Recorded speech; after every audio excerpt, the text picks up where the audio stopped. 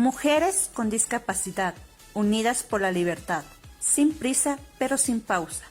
Luchamos por una sociedad de equidad. ¿Qué esperas? Conéctate ya.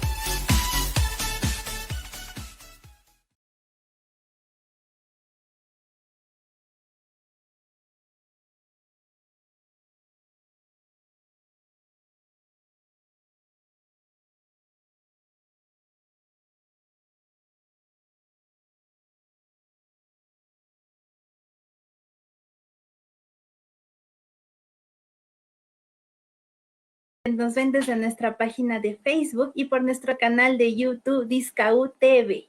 Mi nombre es Yajaira Calderón y les presento a Maite San Pedro.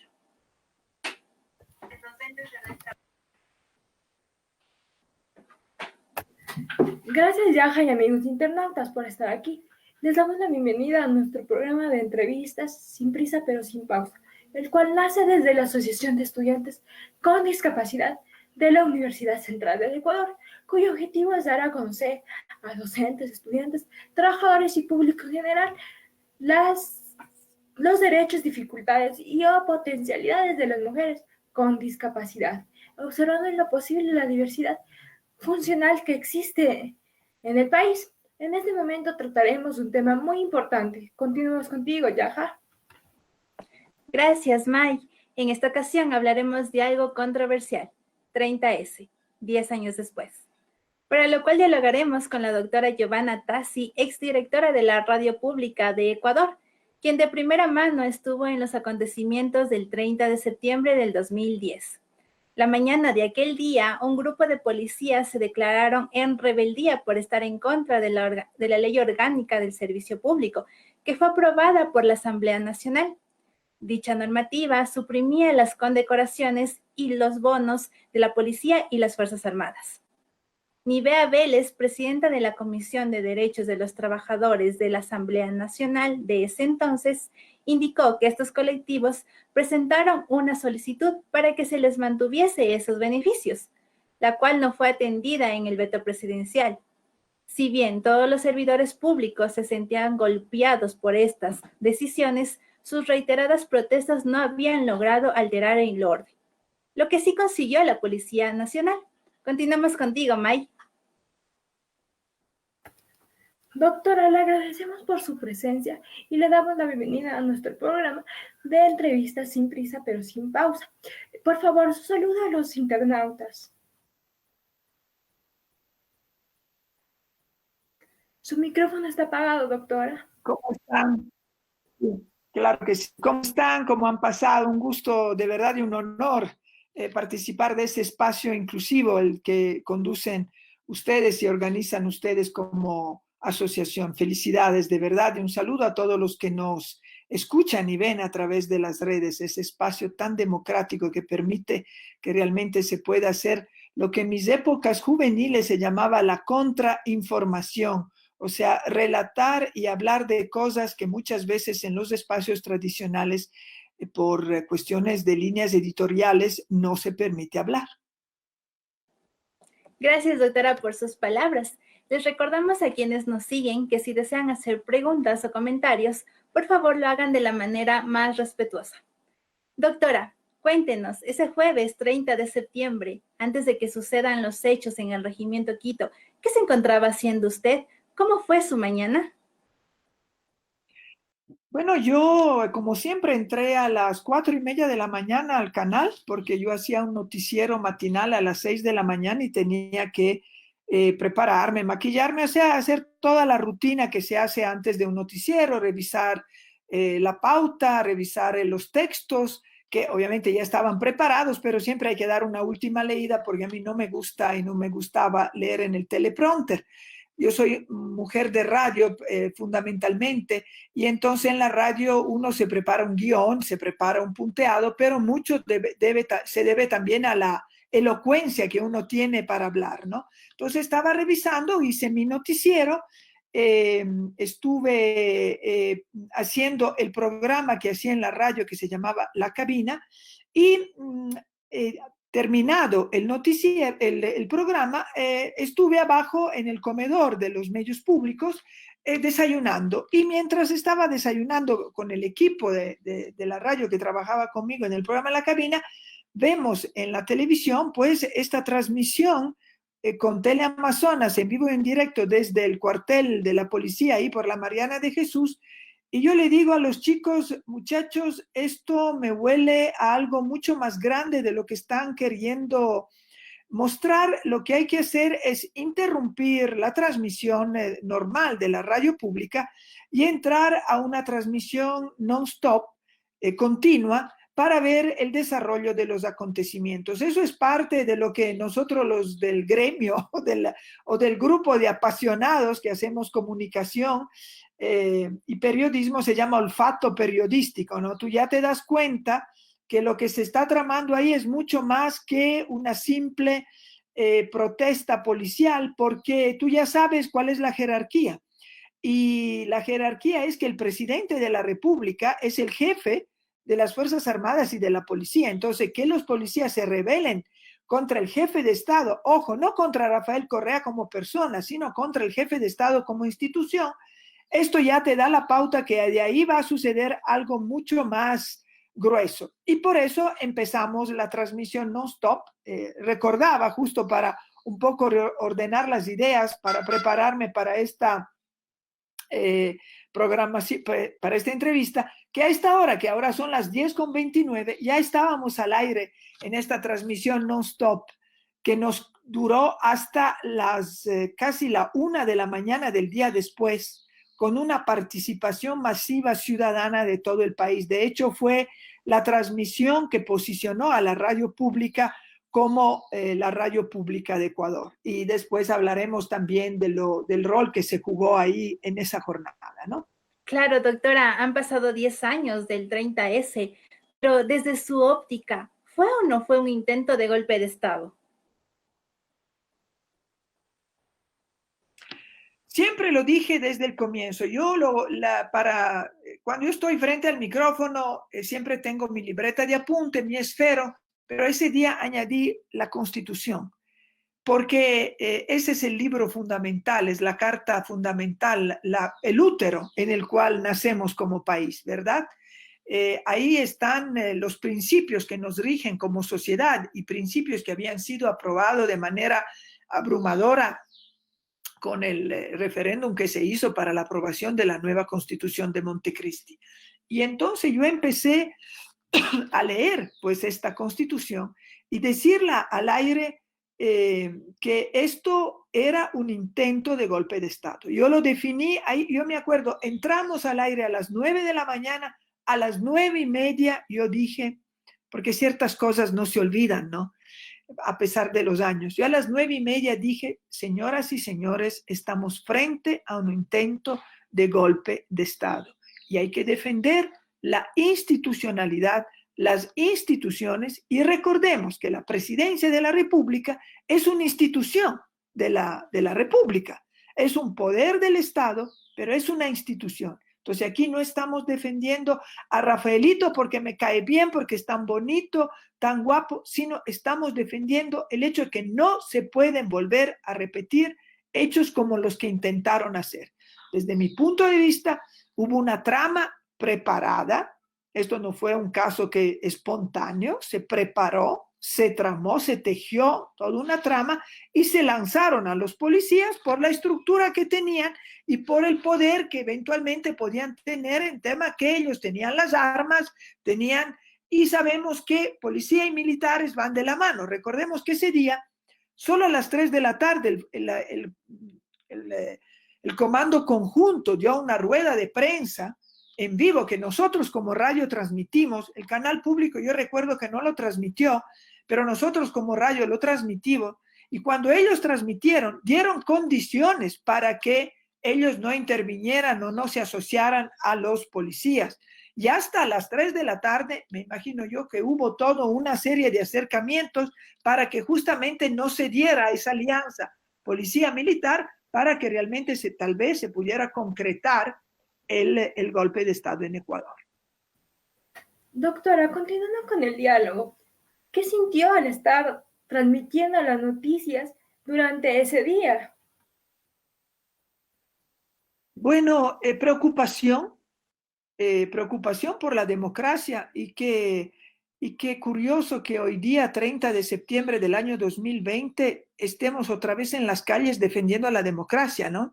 En otro punto, en otra parte de la estructura del Estado, recordemos que el poder electoral, digamos, el CNE en este momento es como la autoridad máxima del Estado y es el que debe dirigir al país hacia las elecciones, hacia una democracia participativa, que es la de participar en las elecciones y que todos los binomios que reúnan las condiciones puedan participar. Pero estamos luchando porque sabemos que hay una predisposición a no reconocer un determinado tipo de binomio por lo que representa ideológicamente hablando, ¿no?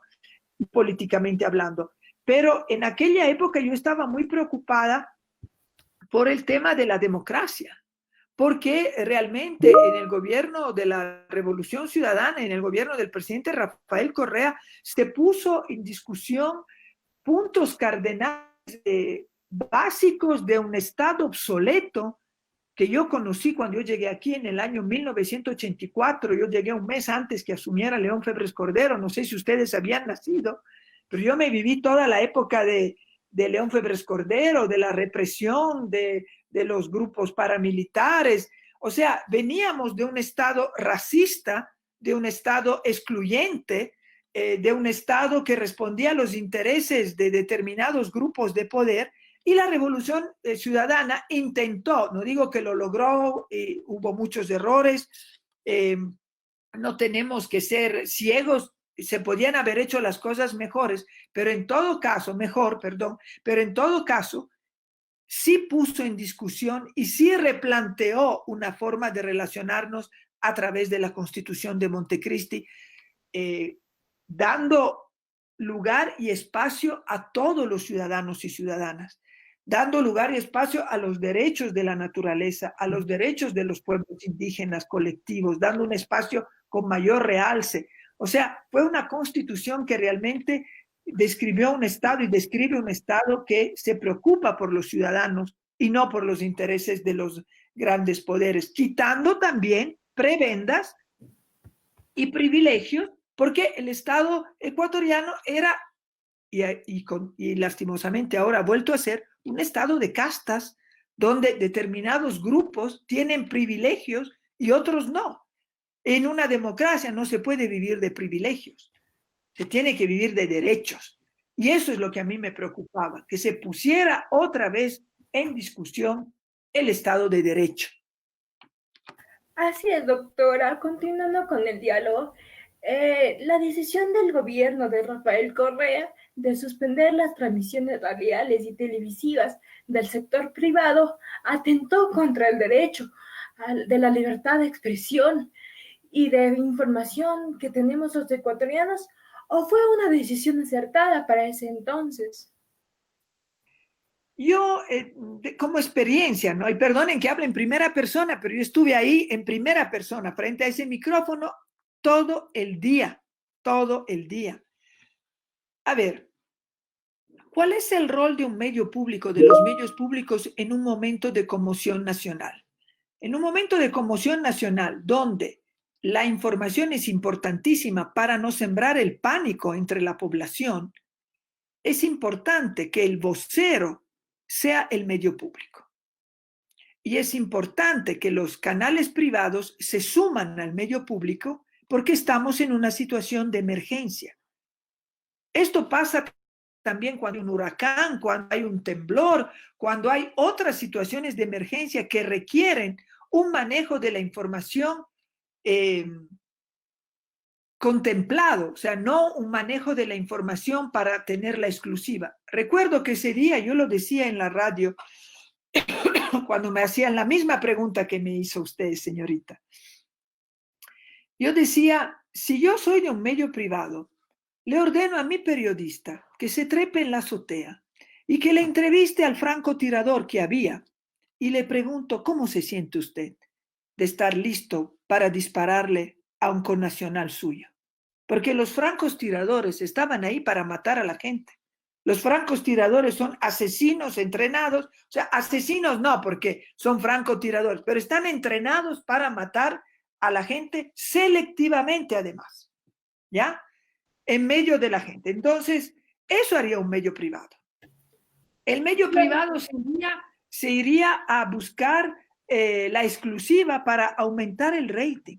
En un momento de conmoción nacional, el rating no es lo que importa. Lo que importa es salvaguardar la integridad de los ciudadanos y ciudadanas del país, que ese día salieron masivamente a las calles a defender a la democracia. Pero nosotros en nuestra transmisión tuvimos intervenciones de todos los bandos. Inclusive, una de las últimas intervenciones que tuvimos ese día fue de un policía que reclamó sus derechos y dijo, yo sí estuve en las calles por esto, por esto, por esto y por esto. Eran las 11:30 de la noche. Fue una de las últimas intervenciones.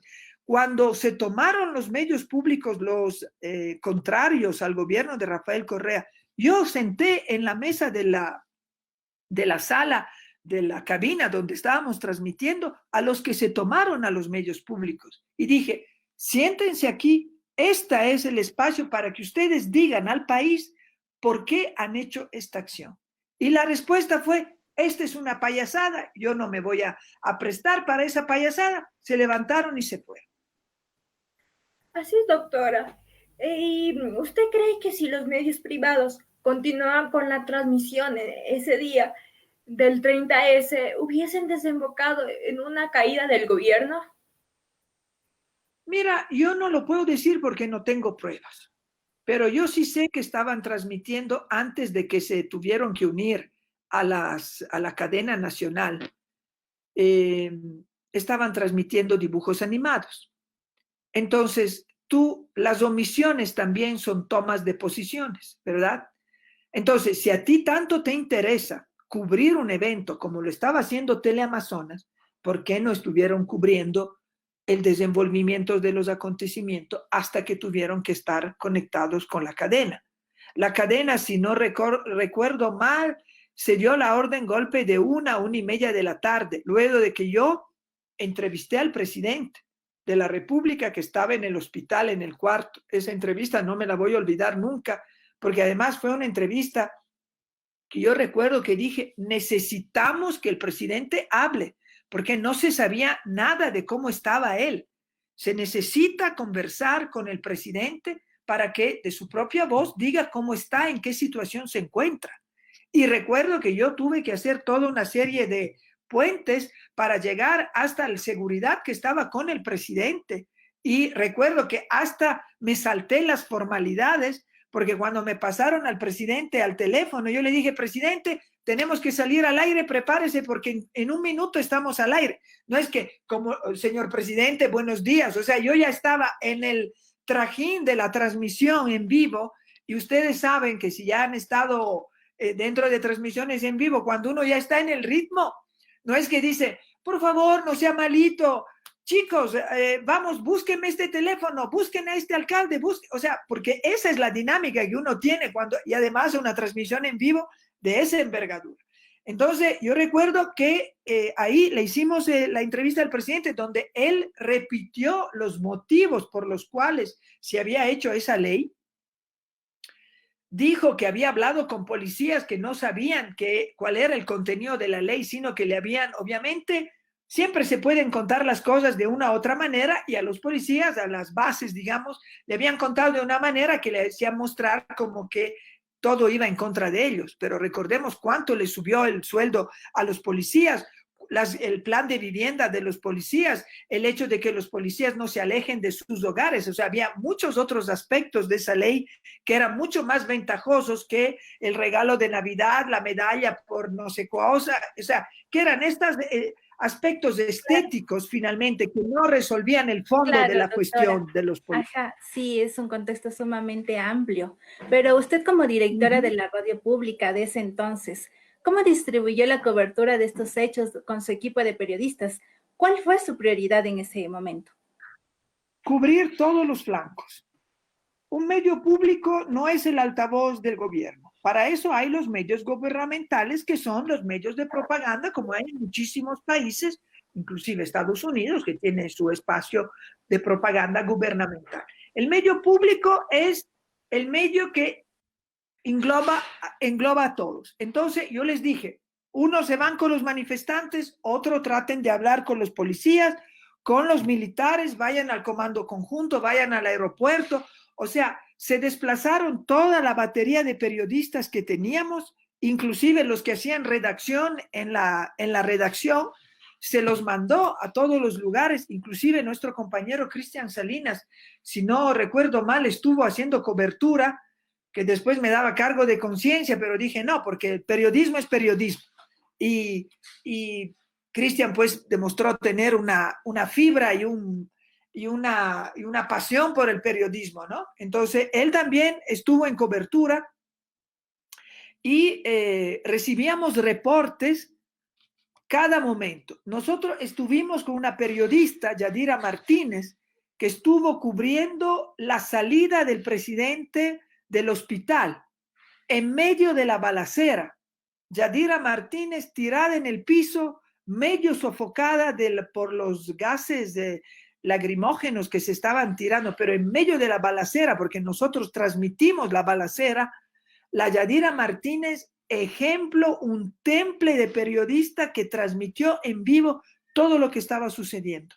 Hablando ahora, todavía me viene la piel de gallina haciendo honor a mis colegas que estuvieron en primera línea. Obviamente, como directora, yo tenía que estar dirigiendo a todo el grupo y dirigiendo, digamos, cómo se manejaba la información desde el micrófono para no crear demasiada nerviosismo y pánico entre la población, porque eso es la gran responsabilidad que tiene el periodismo, y por eso que no podemos ser charlatanes frente al micrófono, tenemos que tener una seriedad absoluta en cuanto a lo que decimos, porque una palabra nuestra, si somos personas que tenemos mucha audiencia y mucha confianza por parte de los radiohablantes y pensantes, como les digo yo, no podemos decir cosas a la ligera. Pero yo recuerdo que después de la entrevista al presidente,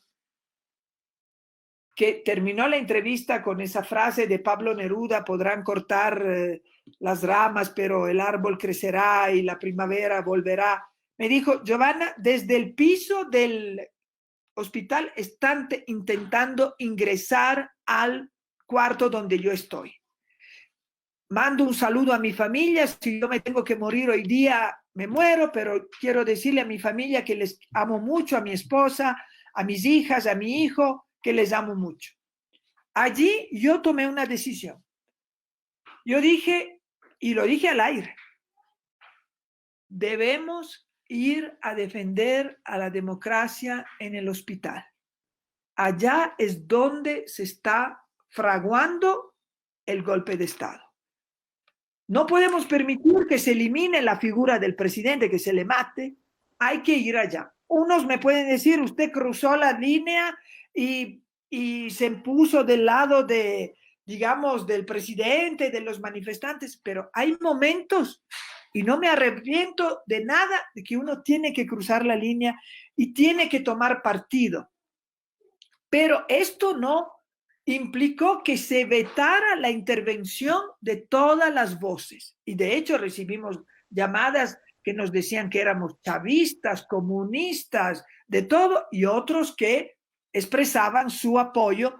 Y lo más emocionante fue que poco a poco, vía fax, todavía usábamos el fax hace 10 años, vía correo electrónico, empezaron a llegar muestras de solidaridad de todo el país, de colectivos ciudadanos, de alcaldías que se sumaban y que en sus propias ciudades contaban lo que estaba haciendo. Y ahí activamos también una red de corresponsales locales que solitos dijeron, queremos contar lo que está pasando aquí. Y por eso, además de nuestra batería de periodistas que estaban cubriendo los acontecimientos que pasaban en Quito y en Guayaquil, porque no olvidemos que Guayaquil también estuvo en zozobra, tuvimos esta suerte que los periodistas colegas de todo el país se sumaron y estuvieron contando lo que estaba sucediendo a nivel de todo el Ecuador.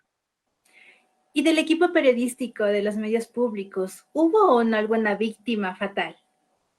Hubo un corte de luz y pues se nos fue la transmisión. Pero ya estamos nuevamente con la doctora Giovanna Tassi y le recordamos que estamos en el programa de Sin Prisa pero Sin Pausa, impulsado por la Asociación con Discapacidad de la Universidad Central del Ecuador. En este momento estamos dialogando sobre el 30S, 10 años después.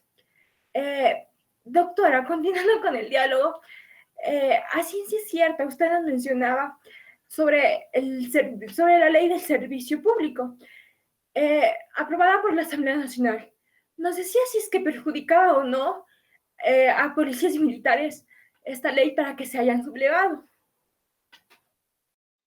O sea, como les decía, siempre las formas de relatar las cosas son diferentes, ¿no?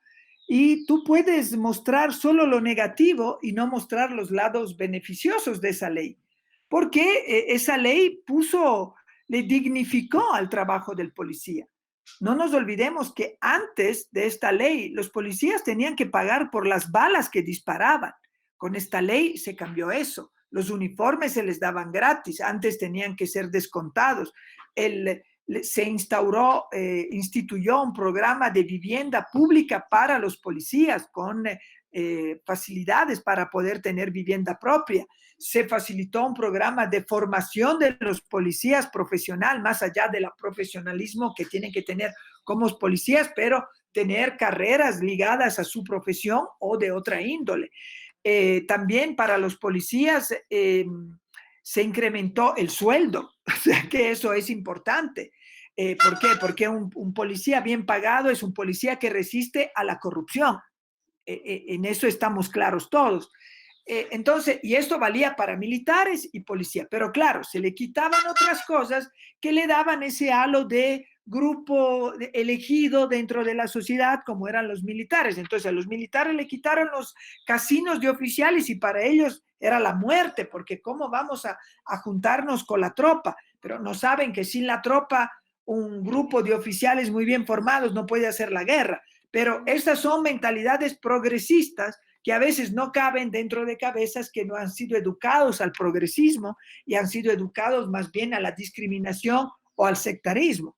Entonces, cuando tú mal informas o solo comunicas, pero no haces que comprendan el mensaje, y esto se lo digo a ustedes, señoras y señores estudiantes que tal vez estarán viendo eso, el tema no es solo comunicar, el tema es que quien recibe tu mensaje comprenda el mensaje, porque si no es aire frito. O sea, como decimos en mi tierra de origen, Italia, es dar aire a la boca. Entonces, lo importante de comunicar es que la otra parte comprenda. Entonces, como no hubo una comprensión profunda y hubo una tergiversación de las cosas, eso dio pie a que se cree el caldo de cultivo para que haya esa sublevación que se transformó en golpe de Estado, porque inmediatamente, como dije yo al comienzo del programa, había esta trama que se había articulado entre estos sectores conservadores de la policía y militares con los sectores más conservadores políticos, yo diría derechistas fachos, porque las cosas hay que llamarlas también con el nombre propio, ¿verdad? Entonces, eso dio pie a ese momento tan complicado y que creó una herida tan profunda dentro del país. ¿Por qué? Que el pueblo dispare al pueblo, porque no son los generales los que disparan al pueblo, son soldados, son policías que están formados para eso. Entonces, eso sí es imperdonable. La responsabilidad debe recaer sobre los que favorecieron estas tergiversaciones, porque eso de decir que el presidente Rafael Correa es un gritón y entonces se lo fue a buscar, o sea, me parece de una simpleza que nosotros como periodistas tenemos que hilar mucho más finos para que justamente los que nos escuchan comprendan el meollo del asunto. Y el meollo del asunto no es que el presidente se metió en la boca del lobo y como él es gritón, se abrió la camisa, entonces como no fue educado y se enojaron. Por favor. Doctora, El asunto es que terminaron las cosas. claro. Doctora, ¿usted cree que el expresidente Correa hizo mal en tratar de solucionar la sublevación policial personalmente? Él hizo lo que él era. Yo he trabajado un año con él en presidencia. Tuve la suerte de estar cerca de él un año. Y él es así. Yo recuerdo que cuando lo acompañaba en los viajes, él viajaba con una grabadorita que ponía siempre en el bolsillo de la camisa. Entonces, en esa grabadorita decía recordar carretero por aquí, recordar pedido señora, no sé cuánto, recordar, porque él llegaba a la presidencia y después volvía a hacer como bajaba el audio, tomaba apunte y personalmente llamaba al ministro a las cosas para que den soluciones a lo que él había visto y detectado en los viajes y en las visitas que hacía. Entonces, él obviamente, a pesar del momento que pasaba con la pierna, que estaba todo mal, decidió ir a la policía porque pensó evidentemente que con su autoridad, no autoritarismo, ojo, con su autoridad, con su sola presencia, se pudieran resolver las cosas de manera diferente. Pero no, como ya estaba encaminada una estrategia que debía terminar con la eliminación del presidente, entonces no quisieron escuchar. No quisieron escuchar y obviamente las cosas precipitaron de esa manera. Pero hacer aquí una sesión de psicoanálisis para ver si el carácter del presidente es el culpable, o sea, a mí me parece realmente que un acto de esta magnitud, de lo que sucedió, de cómo se movieron las Fuerzas Armadas, de lo tardío que fue la declaración de las Fuerzas Armadas a las 3 de la tarde, de lo que dijeron en esa rueda de prensa poniendo condiciones. Aquí no era porque el presidente era gritón y porque el presidente le quitó las medallas a los policías o a los militares, porque estoy hablando de no revisar, pero en todo caso, yo sí siento que se le ha dignificado el trabajo, sobre todo al policía, que era la última rueda del coche y que siempre se tienen que cuadrar frente a los militares. Y lastimosamente se profundizó esa grieta que hay entre los milicos y los chapas, ¿no? Para hablar en términos populares, o sea, entre las Fuerzas Armadas y los policías, porque lo que se hablaba y todo eso que nosotros después escuchamos para seguir con el tema realmente fue lamentable. ¿Y usted cree que hubo intereses políticos detrás de la sublevación policial o fue algo espontáneo? No, aquí había intereses políticos, como ya les dije. Lo que hizo la Revolución Ciudadana fue darle la vuelta a la tortilla, que hubo tal vez errores, todo no fue como debía ser, pero nadie es perfecto. Los procesos y se mejoran haciéndolos, porque si tú esperas de tener la teoría perfecta y después implementarlo, nos vamos a morir que todavía no hacemos nada. Entonces, las cosas se hacen haciendo. Entonces, claro que había un interés. Si no, no se iban a reunir en el hotel. Si no, no iba a haber en la mañana esas entrevistas que pedían ya que renunciara a Correa o que se vaya del país. ¿Por qué? Asambleístas que después fueron acusados de asesinato, ¿no? De autor intelectual de un asesinato horrible que hubo allá por la zona de Manabí, me parece. Entonces, creo que hubo un alineamiento de fuerzas y se juntaron porque el golpe policial fue la mecha para encender la cosa. Tengo la sospecha también que dentro de la teoría política se habla también de como globos de ensayo.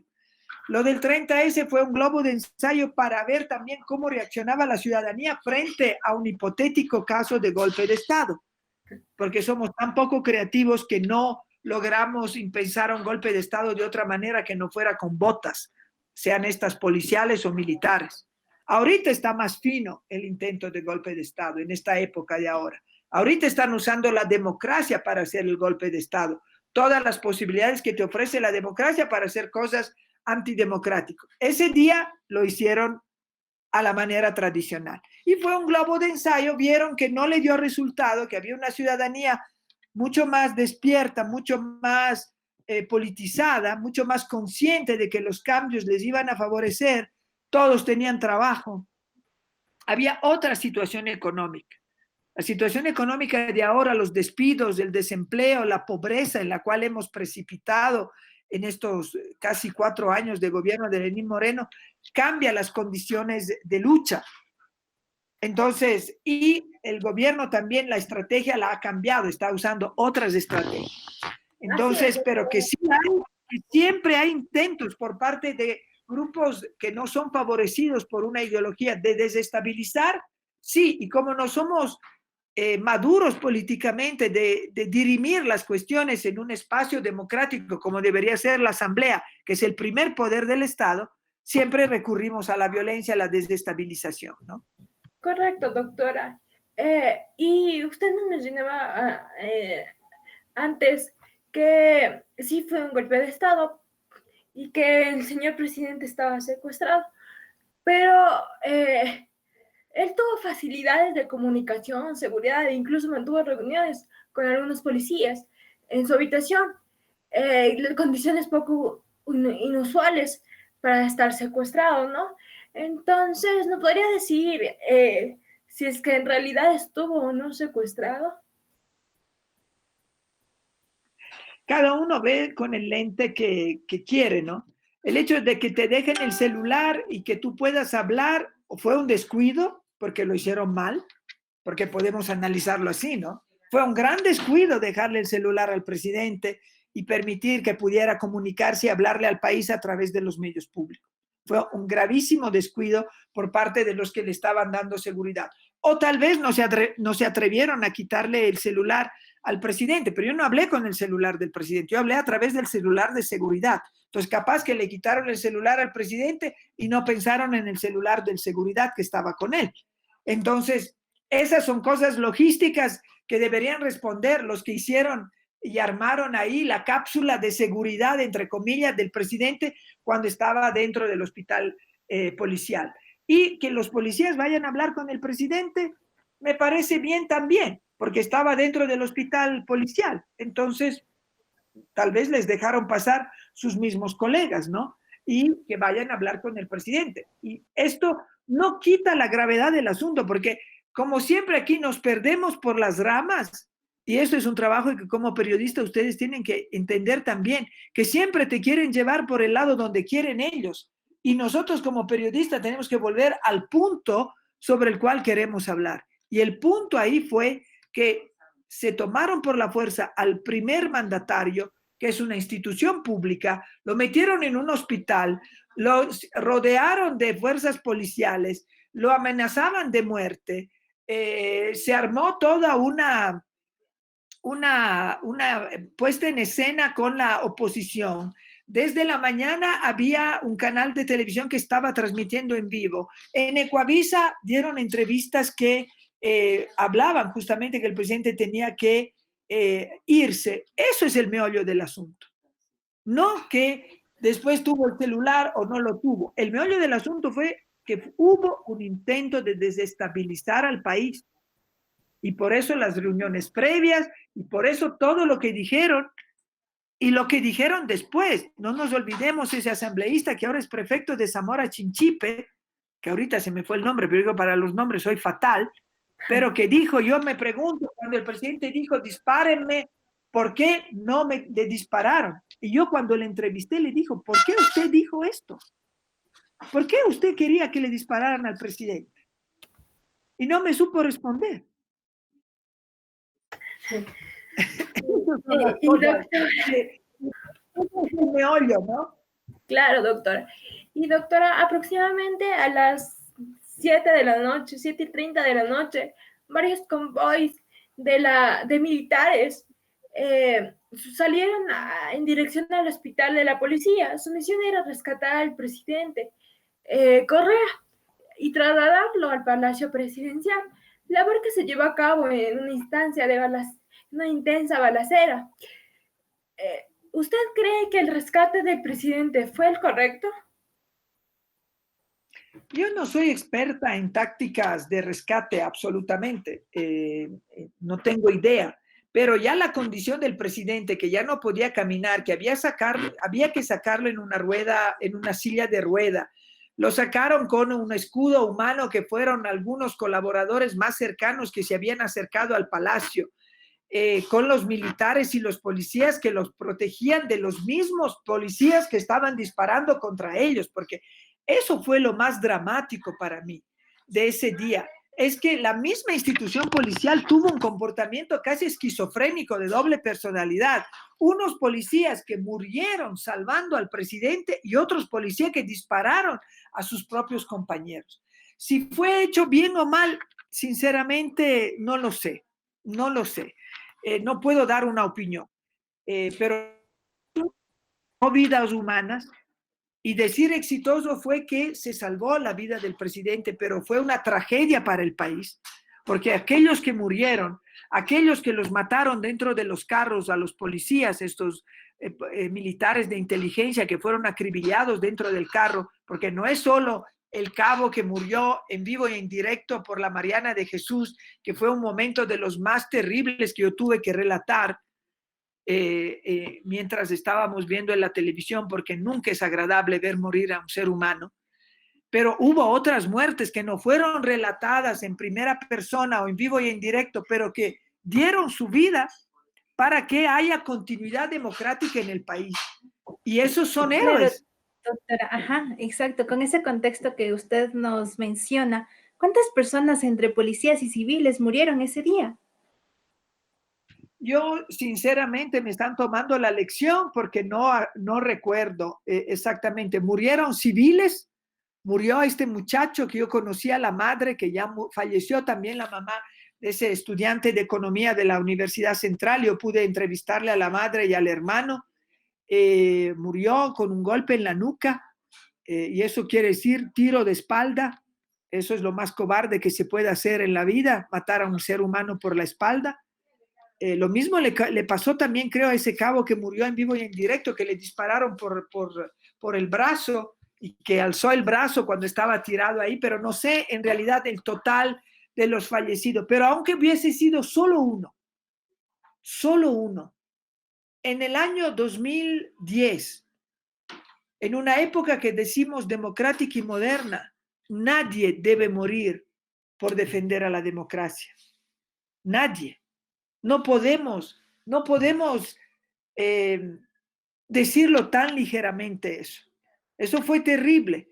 Y los que propiciaron la agudización de esa situación y que querían muertos, porque es feo hablar así, pero los políticos muchas veces quieren muertos, porque los muertos es lo que exacerban las emociones y te permiten esa dinámica de sobre eso cabalgar ese tigre incontrolable de la muchedumbre, de esta gente desbocada que está dispuesta a todo porque ya está ofuscada.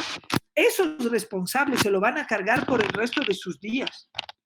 Y hubo gente de los que entraron a los medios públicos que después yo leí lo que daban las declaraciones en la fiscalía y decían unas barbaridades de mentiras impresionantes. Uno de los primeros que entró, que era un político que después se refugió en la República Checa, creo, dijo que tenía una fuerza invisible que lo estaba moviendo por pasillos oscuros y de repente llegó a un estudio de televisión. Cuando él entró, y fue uno de los primeros que entró, y rompieron con metal las puertas de vidrios que teníamos en los medios públicos y bajaron las gradas porque todo estaba iluminado y entraron a la transmisión no stop que estaba haciendo en aquel momento Alex Mora con María Isabel Ceballos, que eso era la transmisión de la cadena que estaba sosteniendo el canal público, porque la radio estuvo haciendo otra transmisión. Entonces, esa gente es la que tiene sobre su conciencia los muertos de ese día, de los militares, de los policías y de los civiles. Y el orden no cambia la prioridad, quiero decir, no es que pongo primero los militares porque son más importantes, sencillamente me salió así. Pero eso es la desgracia que vivimos en ese 30S y cómo tuvimos y qué se tuvo que pagar para una continuidad democrática. ¿Cree usted que fue todo planeado por el expresidente Rafael Correa? ¿Y por qué? No, No creo que fue planeado, no necesitaba armar un escenario así ¿para qué? ¿Para tener más votos? ¿Para tener más apoyo? No, eso me parece, eh, no creo, no. Continuando con la charla, sabemos que en el Ecuador, desde que volvió la democracia al país, en 1979, el pueblo ecuatoriano ha demostrado aún su coraje al derrocar a 3 presidentes de la República, a Yamin Nawad, Abdalá Bucaram y Lucio Gutiérrez. Sin embargo, en 2010 parecía que la historia se iba a repetir, cuando un grupo de policías se sublevaron esperando conseguir la adhesión de otros colectivos. Al contrario de las veces anteriores, el pueblo ecuatoriano salió a las calles a defender a quien en ese entonces ocupaba el sillón presidencial de Carondelet, Rafael Correa. ¿Qué fenómenos sociales ocurrió aquel 30 de septiembre del 2010 para que la ciudadanía defienda a un gobierno? Miren, no quiero sonar así no sé cómo decirlo, a melodramática, pero la democracia, ese 30S, se salvó en el regazo de los ciudadanos y ciudadanas. ¿Quién puso el pecho a las balas? Fueron los ciudadanos y ciudadanas que, no solo en Quito, pero en todo el país, bajaron a las calles a defender un gobierno que sentían los ciudadanos y ciudadanas que lo representaban.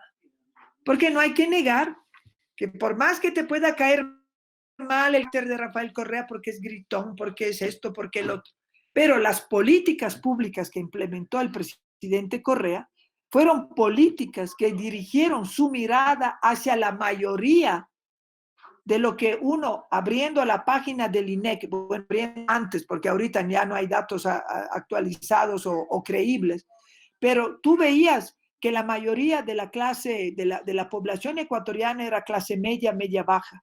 ¿Y hacia dónde se dirigió esa política pública de Rafael Correa? Hacia esa población, para que esa población pueda gozar de los derechos plasmados en la Constitución. ¿Y cuáles son estos derechos? Derechos a la salud pública. Todo lo que se hizo, no solo en infraestructura, porque se sigue repitiendo el refrán que Rafael Correa construyó hospitales y carreteras, pero no era democrático. No. La democracia que instituyó Rafael Correa fue el acceso a los servicios públicos de calidad de los ciudadanos. Esa es la democracia. No es solo la construcción del edificio del hospital. La democracia es que tú hasta ahora estás recibiendo en la casa las medicinas si estás en tratamiento renal por hacerte la diálisis. Todavía la gente que está con diálisis está recibiendo a la casa las medicinas. Eso es democracia.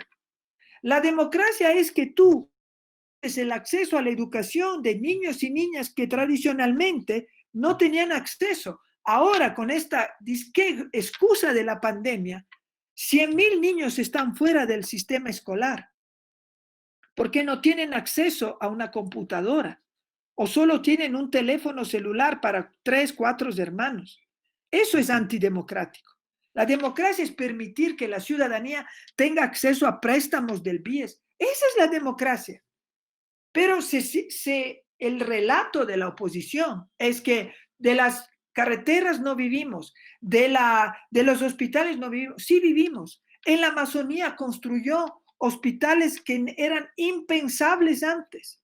En la Amazonía. Yo estuve en un hospital de la frontera con el Perú, en el sur de la Amazonía, donde ciudadanos peruanos, gracias a un convenio entre Ecuador y Perú, usaban la salud pública ecuatoriana para curarse, para salvar vidas, y le querían dar el voto a los peruanos a Rafael Correa, porque decían, ustedes tienen un presidente que piensa en la gente. Esa es la verdadera democracia. Entonces, para mí eso es. No hay otra manera de irse por otro lado. Y eso fue el mayor legado que dejó el gobierno de Rafael Correa.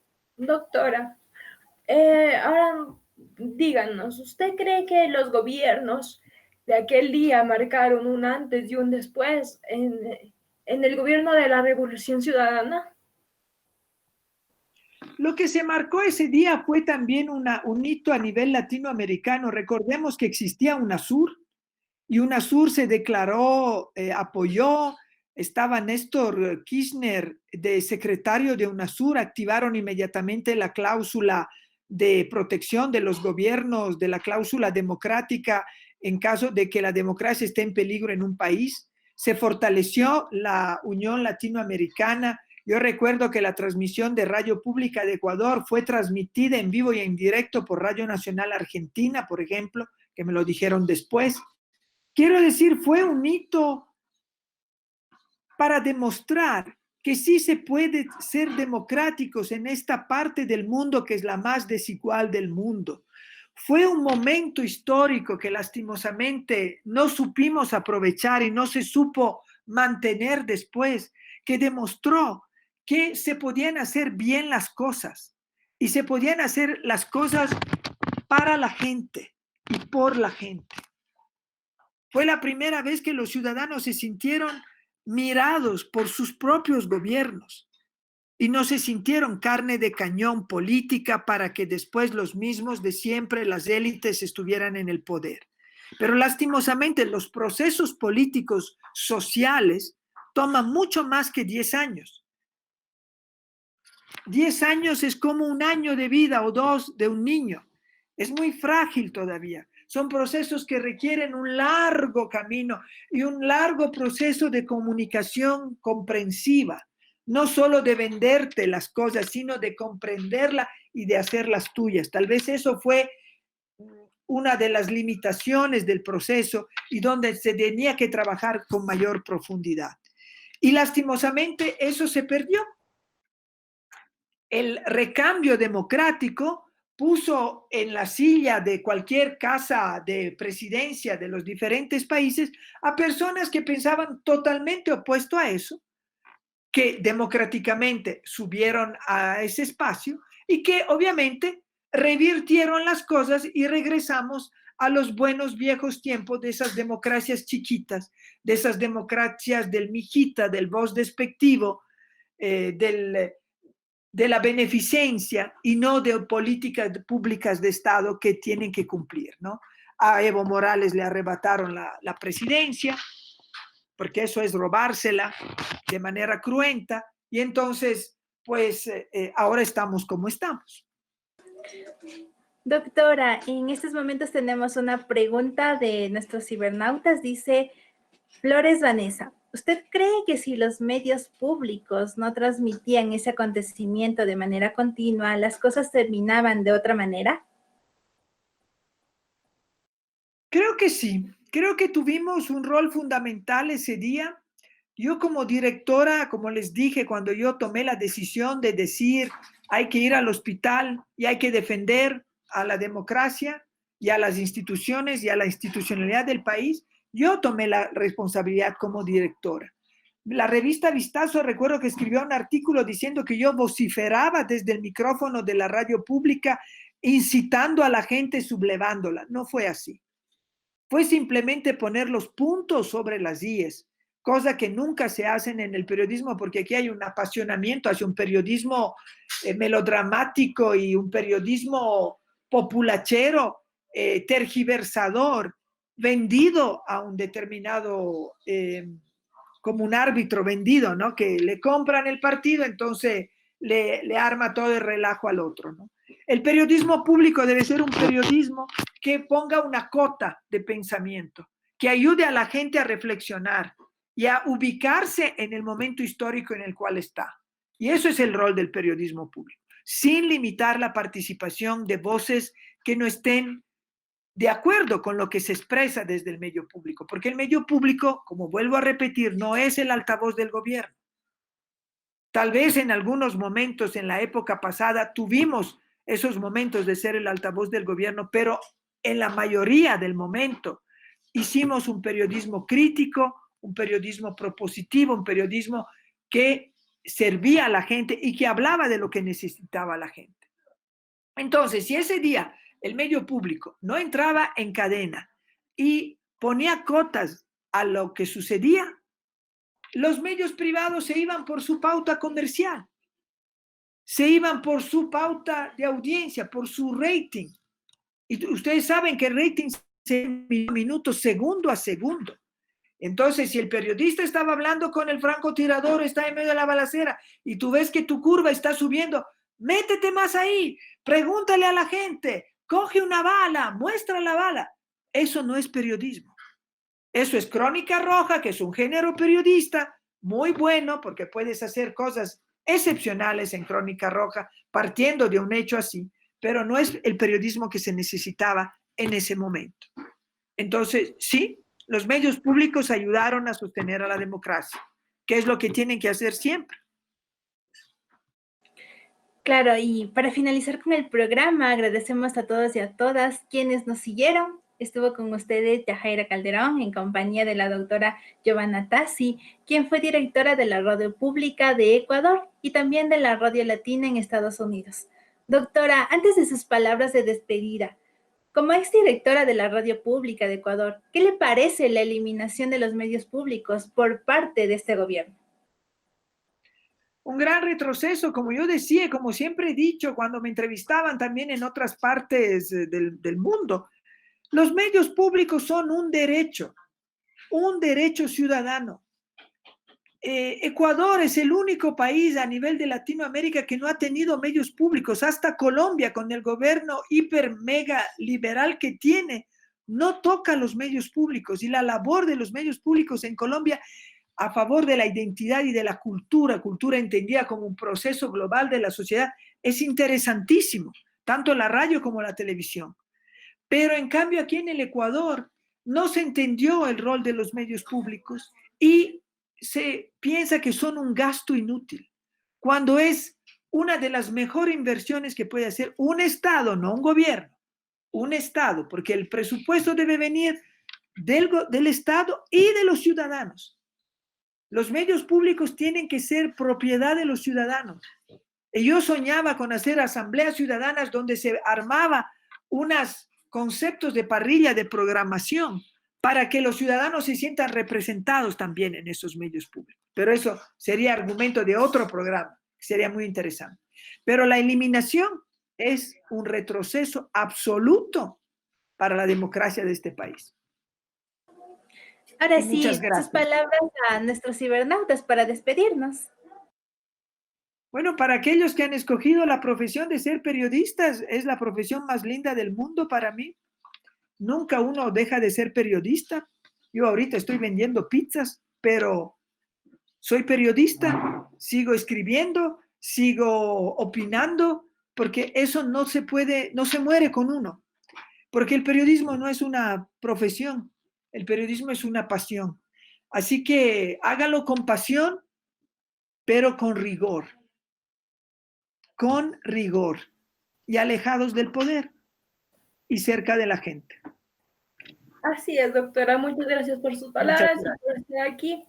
Le recordamos que la próxima semana tenemos más temas de interés social. Estuvo con ustedes Maite San Pedro y esto fue Sin Prisa pero Sin Pausa. Una mirada hacia la mujer desde las mujeres con discapacidad. Y no se olviden que este viernes tenemos otra entrega más de tu programa, ¿verdad? Desde la discapacidad. Déjanos tu like, tu opinión y, ¿por qué no?, compártelo. Bye, bye. Hasta la próxima.